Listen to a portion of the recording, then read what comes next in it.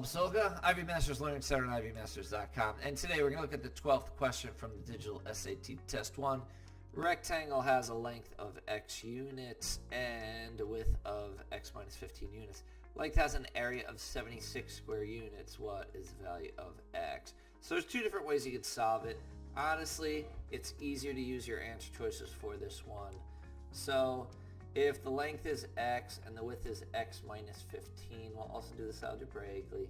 If we throw the 23 in for the x, then what we get is 23, remember area equals length times width, 23 times 23 minus 15, which would be 8. And when you multiply, you get a 4, you carry the 2, you get a 16, you get an 18. 184 is too big, you eliminate C and D. Then you test out either A or B.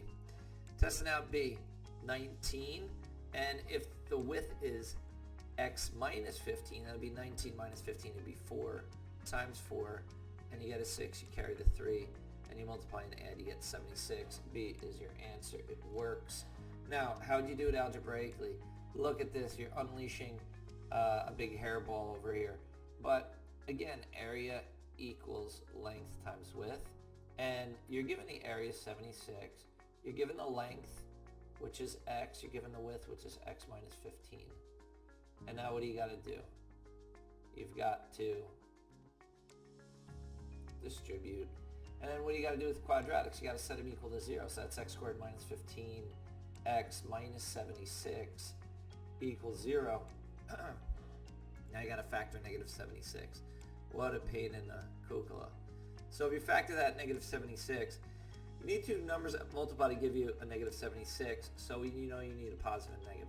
They got to add to give you a negative 15, so you know the bigger number's got to be negative. So when you factor numbers, especially when they're big, what I find is that it's easier to start closer to the square root than to start with like 1 and 76 and 2 and 38.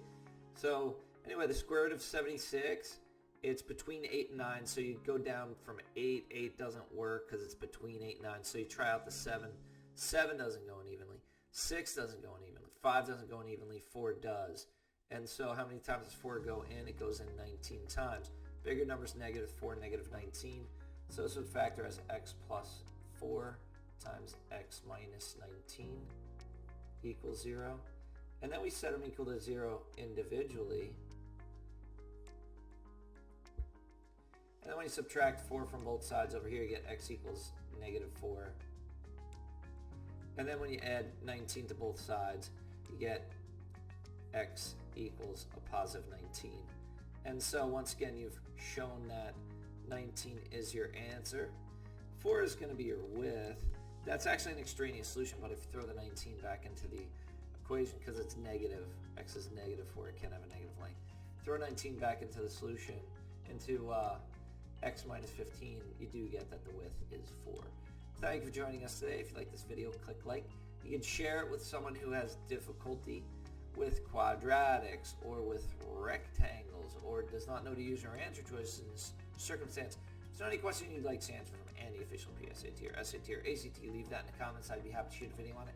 Click subscribe so you don't miss anything and check out our 1-minute video on TikTok. Have a great day.